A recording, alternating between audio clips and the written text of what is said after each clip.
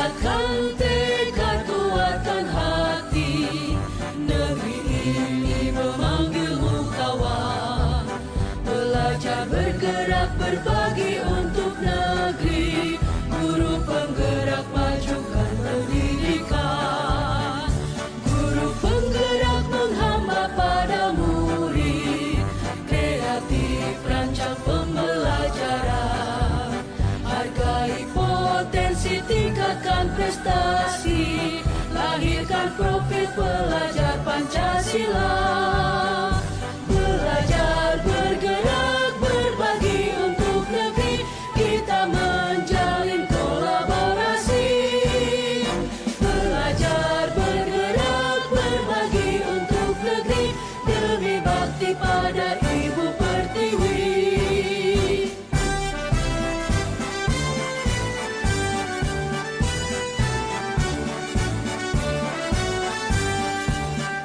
Bulatkan tekad, kuatkan hati, negeri ini memanggilmu kawan.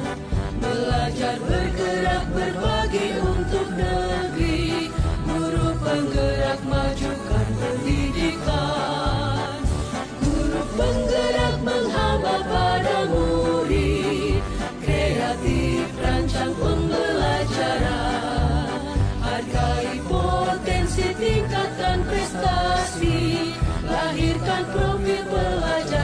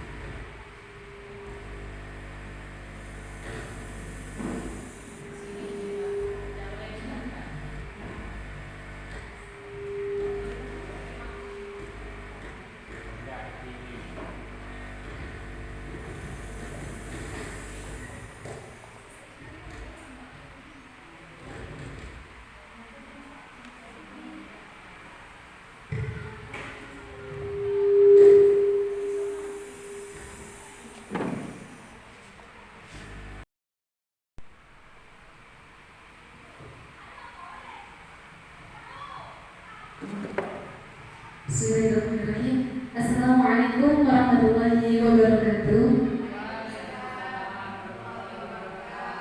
Salam Om Swastiastu, Namo Buddhaya, salam kebajikan. Sebelumnya saya ucapkan terima kasih dan selamat datang kepada yang terhormat Ibu Kepala UPTD SMPN 6 Bangkalan, Ibu Diah Chandrawati MPD. Saya ucapkan terima kasih juga kepada jajaran Dewan Guru yang telah hadir pada acara pagi hari ini. Pertama-tama marilah kita panjatkan puji syukur kehadirat Allah Subhanahu wa Ta'ala yang mana telah memberikan rahmat kepada kita sehingga kita dapat berkumpul di sini dalam keadaan sehat walafiat. Salawat serta salam semoga tetap tercurah limpahkan kepada junjungan kita Nabi Agung Nabi Muhammad SAW yang mana telah memberikan kita pengetahuan sehingga kita dapat membedakan mana yang hak dan mana yang batil. Sebelum memulai kegiatan pada pagi hari ini, saya Sylvia Divani mohon diperkenankan untuk membacakan susunan acara pada pagi hari ini. Acara yang pertama yakni pembukaan, acara yang kedua yakni menyanyikan lagu Indonesia Raya, dilanjutkan dengan sambutan Ibu Kepala Sekolah. Kemudian ada acara inti dan ditutup dengan doa. Baik, memasuki acara yang pertama yakni pembukaan. Marilah kita buka acara pada pagi hari ini dengan membaca Ummul Quran. Ala hadiniya wa ala kulli niyatin shalihah. Al-Fatihah.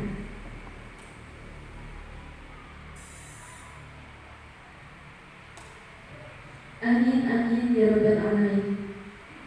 Acara selanjutnya yakni menyanyikan lagu Indonesia Raya. Kepada yang bertugas disilakan. Hadirin dimohon untuk berdiri.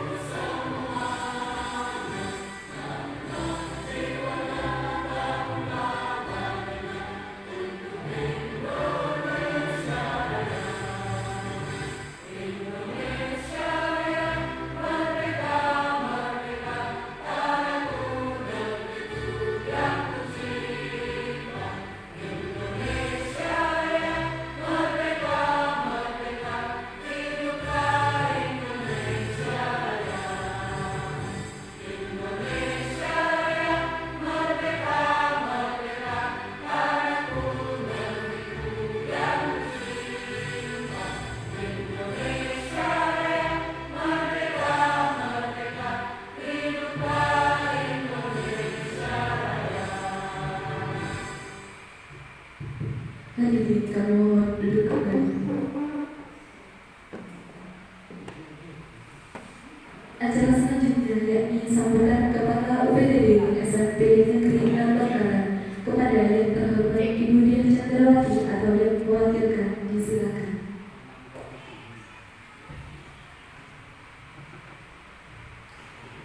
Bismillahirrahmanirrahim. Assalamualaikum warahmatullahi wabarakatuh. Alhamdulillahirrahmanirrahim.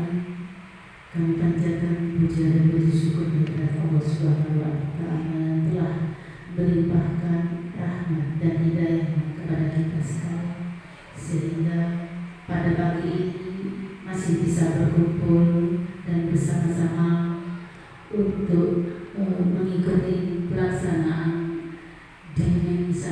diseminasi budaya positif di sekolah TGP Angkatan 9 Kabupaten Bangkalan atas nama Komariah SPD. Ibu yang saya hormati, tidak lupa pula kami mengucapkan terima kasih kepada Ibu Kokom yang telah berminat dan bersemangat untuk mengikuti CGP ini. Kenapa? Karena dengan mengikuti CGP ini, maka mau tidak mau sekolah kita akan dituntut untuk menjadi guru penggerak, sekolah penggerak. Dengan berkokoh mengikuti CGP ini pula, semoga ibu-ibu dan bapak-bapak bisa ikut dan berminat serta semangat untuk mengikuti langkah dari berkokoh dalam melaksanakan CGP ini. Tidak ada yang sulit sebenarnya kalau kita sudah mengerjakan. Belajar pastinya itu yang kita harapkan demi kemampuan kita, demi kemajuan pribadi kita sendiri, demi kemajuan lembaga, dan juga untuk anak-anak didik tentunya, berefek kepada anak-anak didik tentunya. Jadi untuk yang belum mengikuti atau belum berminat mengikuti CGP ini, untuk angkatan yang selanjutnya saya harap untuk ada yang mengikuti CGP. Alhamdulillah Bu Kokom sudah melaksanakan 3 bulan yang hari ini. 3 bulan lagi akan selesai mengikuti CGP. Dengan langkah 3 bulan ini, semoga Bu Kokom bisa melaksanakan dengan baik, semoga lancar, sehingga apa yang diharapkan tercapai dengan baik. Hanya ini yang perlu saya sampaikan. Wabillahi taufiq wal hidayah. Assalamualaikum warahmatullahi wabarakatuh.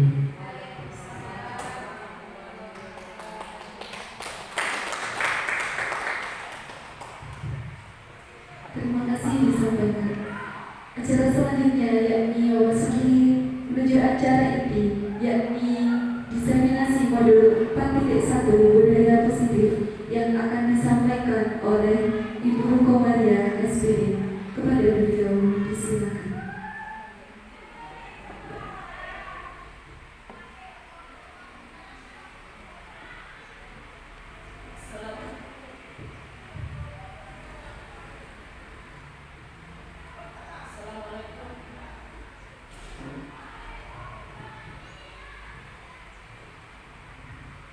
Assalamualaikum warahmatullahi wabarakatuh.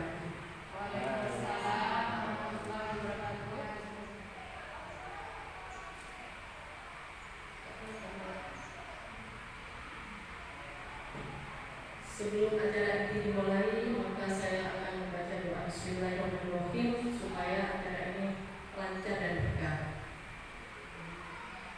Yang terhormat Ibu Kepala Sekolah PTD SMP Negeri 6 Bangkalan, yang saya hormati Bapak Ibu Guru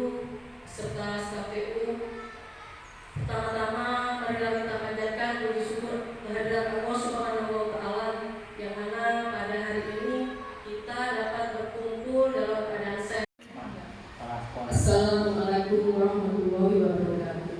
Yang terhormat Ibu Kepala Sekolah PTB SMP Negeri 6 Bangkalan, yang saya hormati Bapak Ibu guru serta staf guru.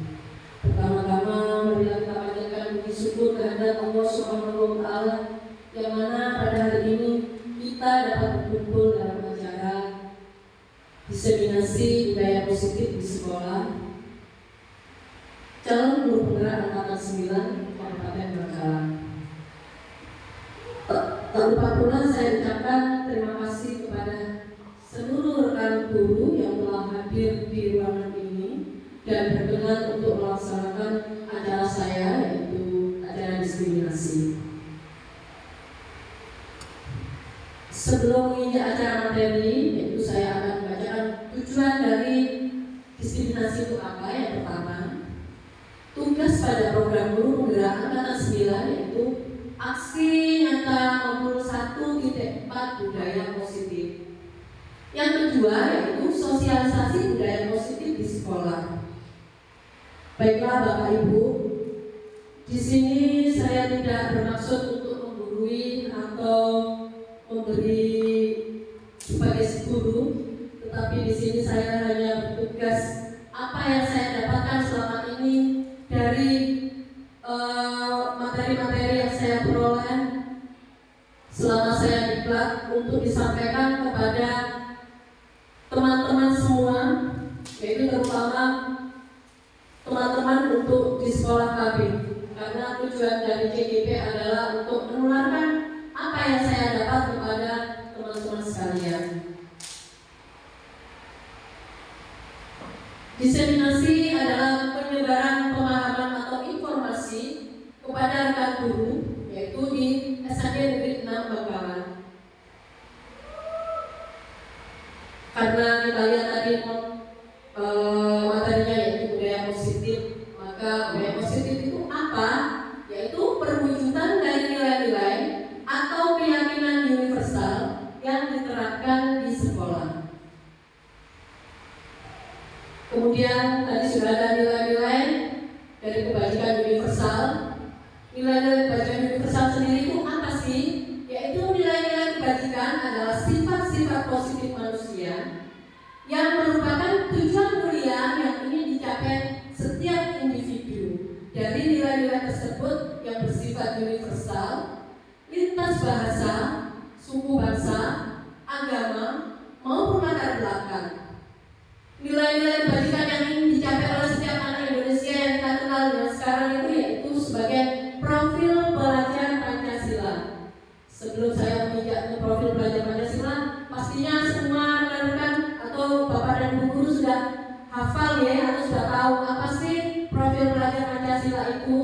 Di sini saya hanya mengulas sedikit bahwa profil pelajar Pancasila itu ada 6. Yang pertama yaitu beriman, bertakwa terhadap Tuhan Yang Maha Esa dan berakhlak mulia. Yang kedua mandiri. Yang ketiga bernalar kritis. Keempat kreatif.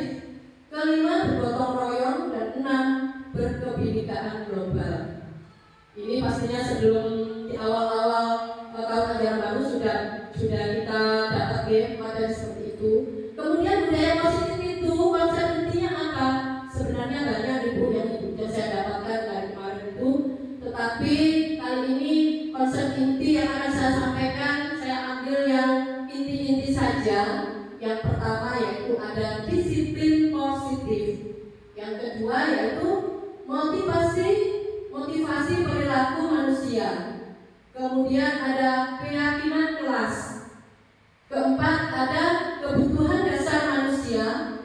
Kelima ada posisi kontrol guru. Dan keenam ada segitiga restitusi. Dari kelima itu, dari enam itu pastinya kita akan jatuh cinta ya. Kira-kira saya lebih suka yang mana gitu ya. Sebenarnya kalau disiplin positif sudah setiap hari saya yakin bahwa guru SMP 6 sudah melakukan itu terhadap murid kita. Kemudian ada motivasi perilaku manusia, itu ada berada pada diri kita sendiri. Kemudian keyakinan kelas ini sepertinya materi ini baru kita dapat mungkin, atau juga di sekolah kita baru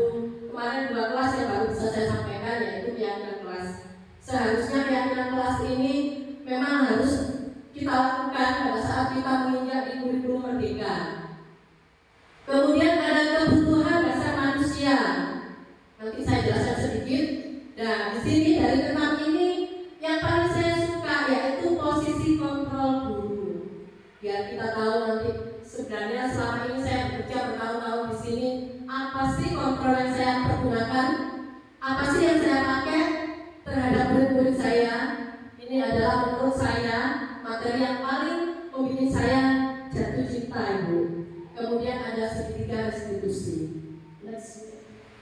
Disiplin positif, saya hanya mulai sedikit ya. Saya yakin semuanya sudah mengerti apa itu disiplin positif dan semua sudah bisa menerapkan dan sudah diterapkan pada anak-anak kita, yaitu disiplin positif, yaitu belajar kontrol diri dengan menggali potensi kita agar tercapai tujuan mulia, yaitu sesuatu menjadi seseorang yang kita inginkan berdasarkan nilai-nilai yang dihargai. Next, kemudian keyakinan kelas. Keyakinan kelas sudah saya kemarin sudah 2 kelas, yaitu di kelas 7A dan kelas 9B sudah saya praktekkan.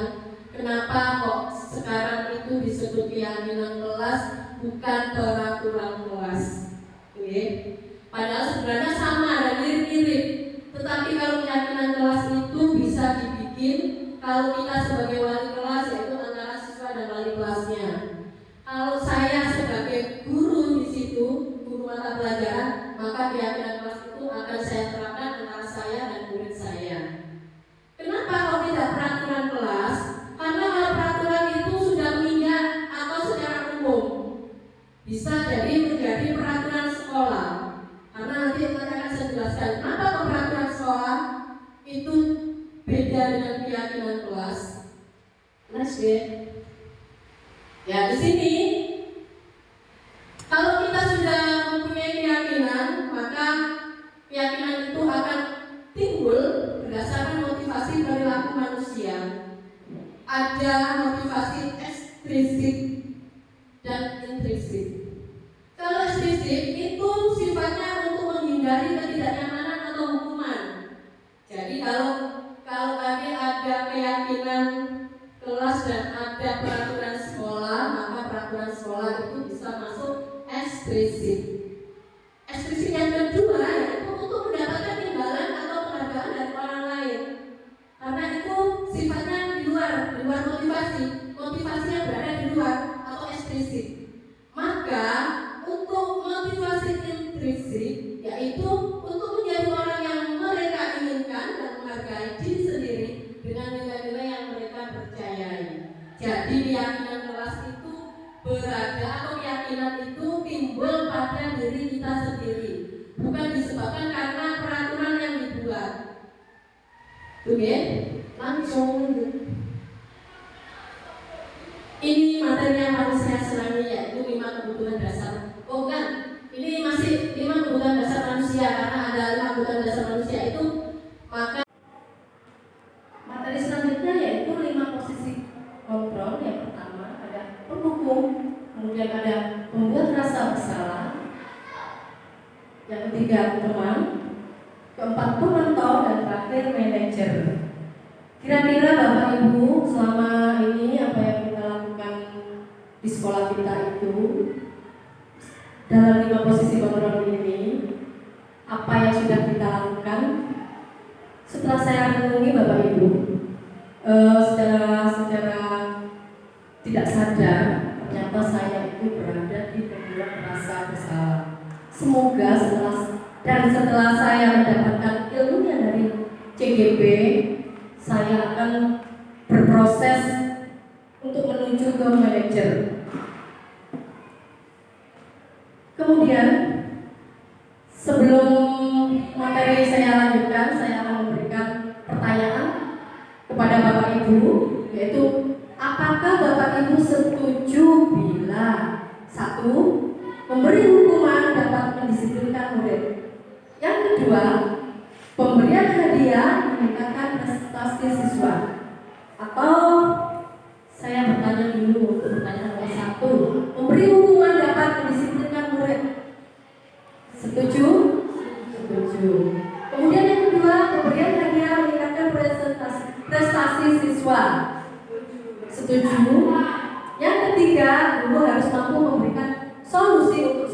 siswa yang bermasalah. Setuju. Dan keempat, guru berperan sebagai teman bagi siswa. Setuju.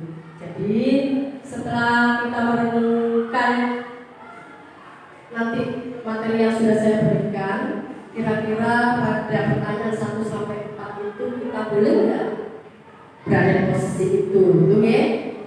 Lanjut. Menghukum itu biasanya kita memakai suara atau nada tinggi, mata melotot, jari menunjuk-nunjuk, atau menghardik, atau dalam arti kata yaitu fisik atau verbal. Apabila ini kita lakukan, maka dampaknya bagi siswa yaitu anak akan dendam atau sakit hati. Maka atau kata-kata yang sering kita pakai secara tidak sadar biasanya ini, ayo patuhi aturan, atau awas, atau bisa kamu selalu saja begitu. Maka kalau kita keluar kata-kata seperti itu, artinya kita dalam posisi kontrol penghukum. Kemudian yang kedua yaitu membuat rasa bersalah, di mana rasa bersalah itu biasanya kalau kita sebagai guru, suara cenderung lembut, kemudian tenang, namun kata-katanya menyakitkan, atau memandang, ini untuk siswa biasanya memandang dirinya buruk, kemudian merasa gagal dan merasa dirinya tidak sanggup untuk menghargai atau dihargai orang lain. Dampaknya bagaimana?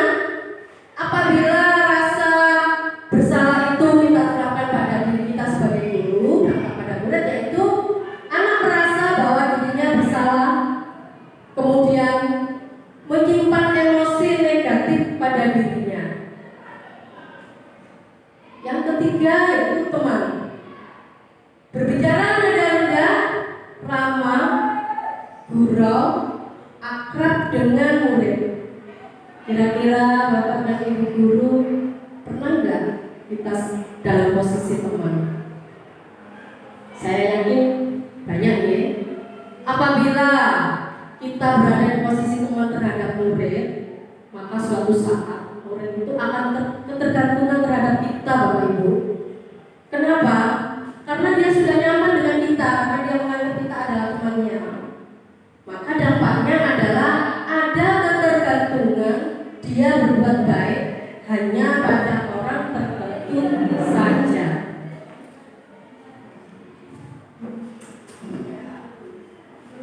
Terakhir, keempat, pemantau. Pemantau itu biasanya mengawasi, kemudian bahasa tubuh datar dan formal dengan konsekuensi. Dan terakhir yaitu manajer. Manajer itu sebenarnya kita sebagai guru diharapkan sebagai manajer. Padahal dulu sebelum saya sebagai CGP, bahwa manajer itu yang ada mungkin hanya pada perusahaan-perusahaan besar. Masa guru sebagai manajer dan gitu ya? Ternyata setelah saya mendapatkan ilmunya, kita sebagai guru itu dituntut sebagai manajer. Apa itu manajer? Yaitu memberikan aturan dan konsekuensi yang jelas, memberikan pilihan kepada siswa untuk memilih tindakan yang akan dia ambil. Dampaknya bagi siswa bagaimana? Siswa diajarkan untuk mengakui kesalahannya, kemudian dia diminta untuk meminta maaf, kemudian mengakui tindakan agar tidak mengulanginya lagi, dan kesalahan yang sama supaya tidak akan dilakukan di masa depan. Jadi itu 5 posisi kontrol kita sebagai guru, dan ini adalah contoh-contohnya. Misalkan di hari Senin kita mengadakan upacara, kemudian ada salah satu siswa yang tidak memakai atribut, kemudian kita memarahi kepada anak tersebut. Misalkan, kamu itu selalu saja lupa tidak memakai, atau kamu itu selalu saja, atau awas kamu kalau tidak memakai, maka itu adalah sebagai penghukum. Dari contoh ini kita bisa menyimpulkan sendiri ya, kira-kira yang pas bagaimana kalau kita sebagai manajer.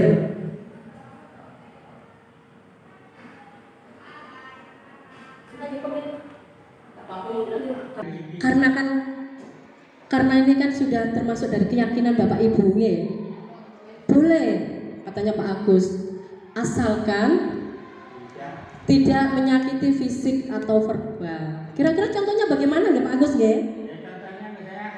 Sebentar Bapak. Ini adalah Bapak olahraga kita Bapak Agus.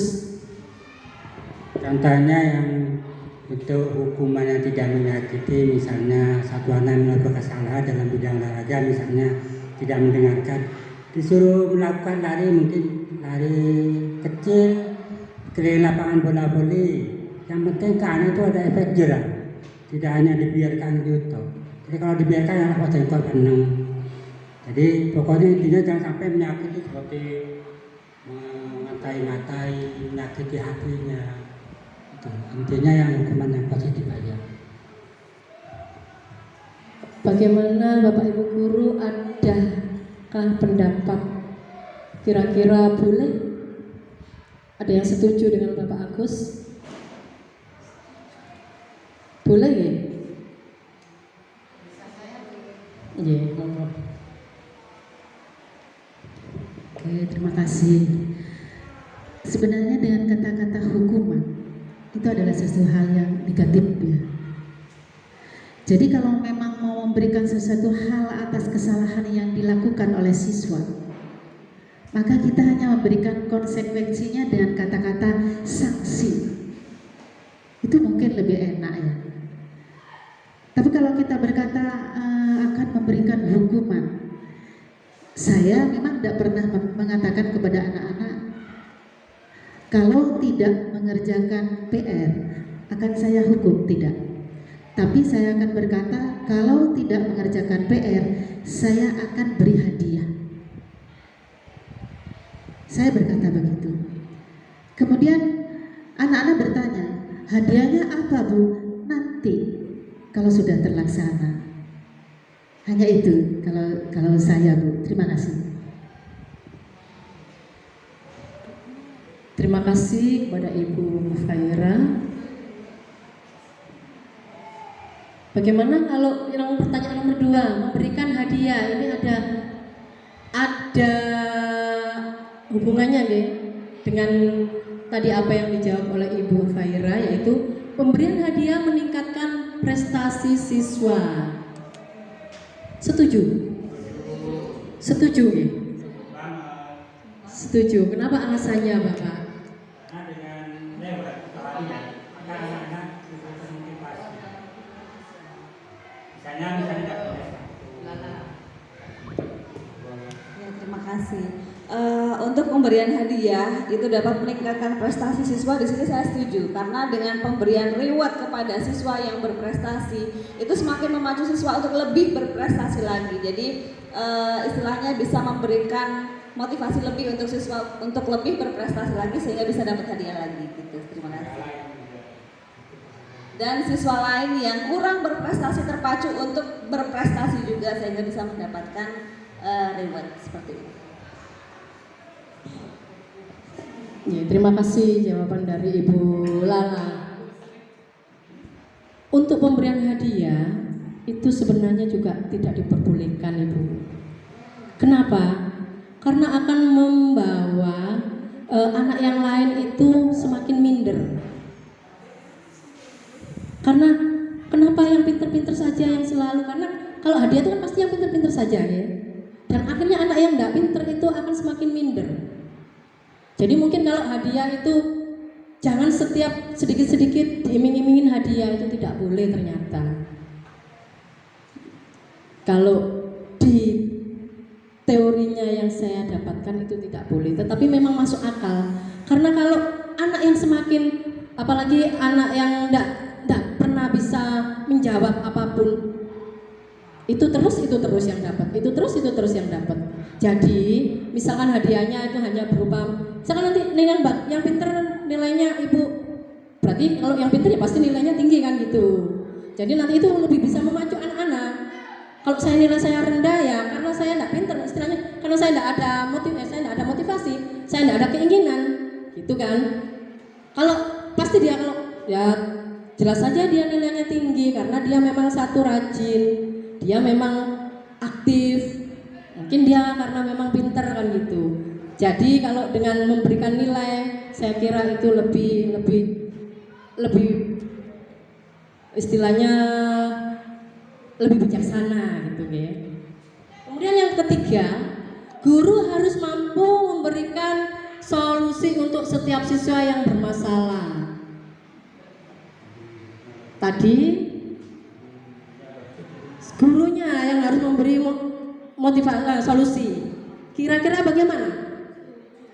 Setuju? Setuju, monggo Bu Hafsah alasannya. Bu Dila mungkin alasannya. Ya monggo.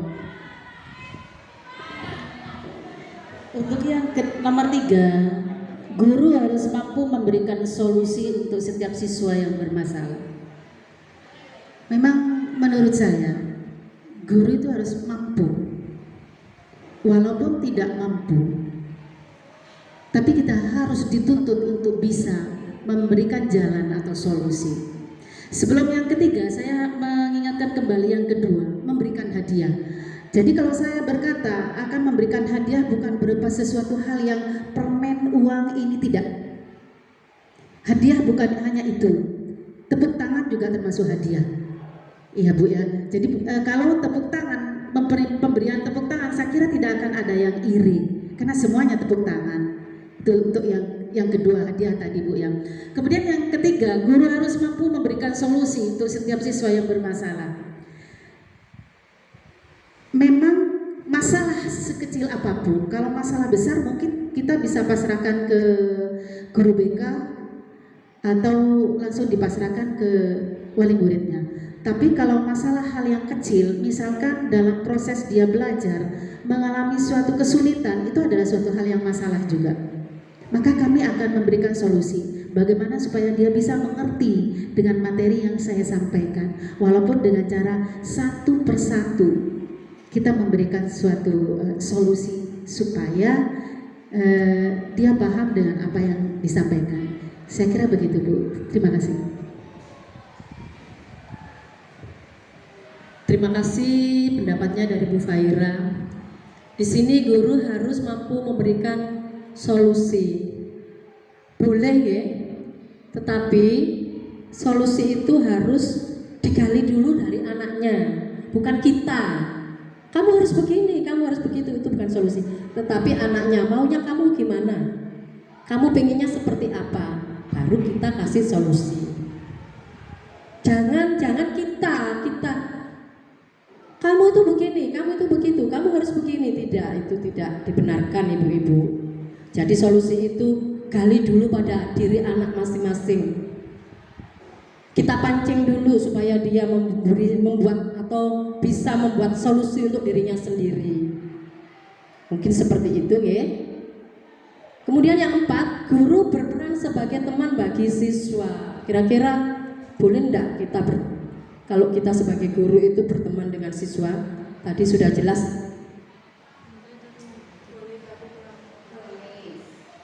Boleh dalam batas ya.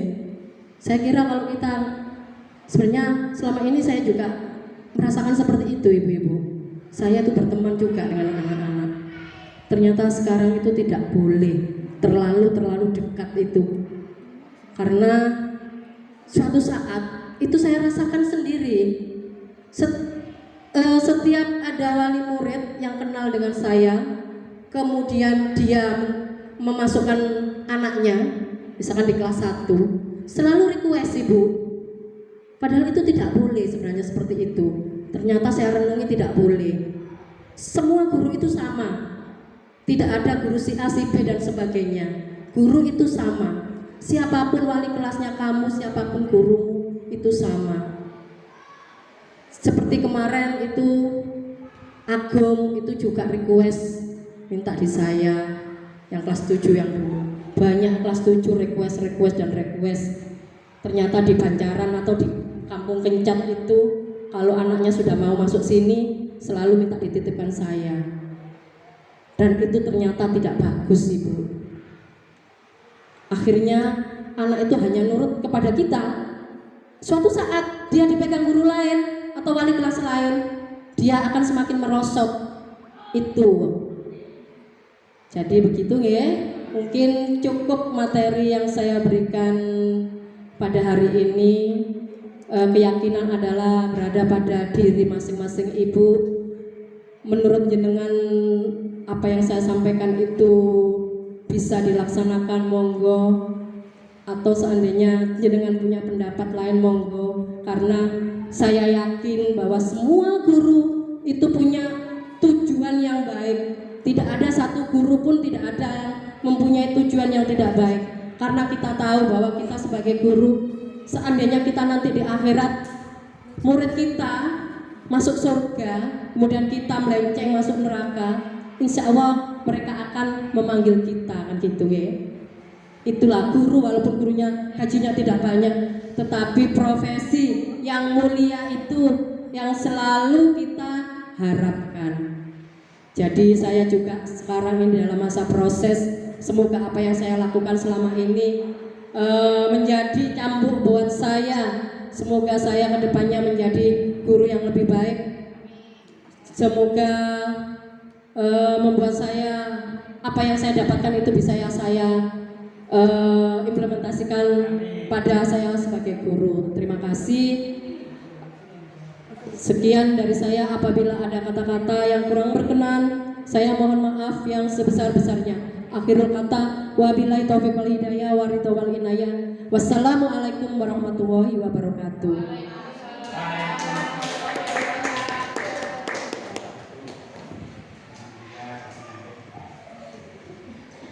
Terima kasih disampaikan kepada Ibu Komaria SPD yang telah menyampaikan materi yang sangat luar biasa. Acara selanjutnya yakni pembacaan doa yang akan dipimpin oleh Ibu Dinda.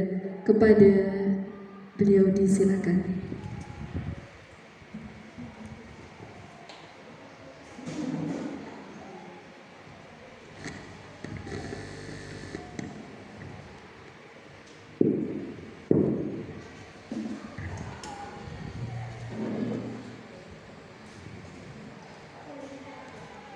أعوذ بالله من الشيطان الرجيم بسم الله الرحمن الرحيم الحمد لله رب العالمين حمدا شاكرين حمدا ناعما حمدا يوفي لما ويكفي مزيدا يا ربنا لك الحمد كما ينبغي لجلال وجهك الكريم وعظيم السلطان اللهم صل وسلم على سيدنا محمد صلاة تنجينا بها من جميع الأهوال والآفات وتقضي لنا بها جميع الحاجات وتطهرنا بها من جميع السيئات وترفعنا بها إنك على الدرجات وتبلغنا بها أقصى الغايات من جميع الخيرات في الحياة وبعد الممات اللهم إنا نسألك سلامة في الدين وعافية في الجسد وزيادة في العلم وبركة في الرزق وتوبة قبل الموت ورحمة عند الموت ومغفرة بعد الموت اللهم هون علينا في شكرة الموت والنجاة من النار والأهوال عند الحساب ربنا ظلمنا أنفسنا وإن لم تغفر لنا وترحمنا لنكونن من الخاسرين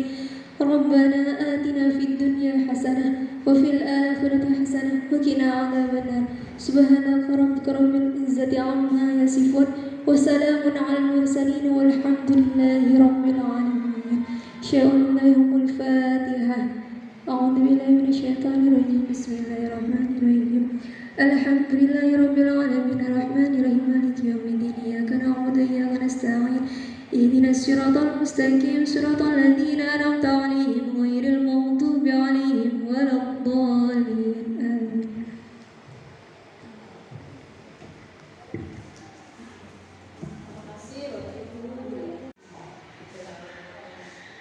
Terima kasih disampaikan. Baik, selesainya pembacaan doa berarti selesai pula kegiatan diseminasi pada hari ini. Semoga dengan adanya kegiatan hari ini bisa menjadikan kita selaku guru untuk memaksimalkan tugas kita. Baik, kurang lebihnya dari saya mohon maaf. Wassalamualaikum warahmatullahi wabarakatuh.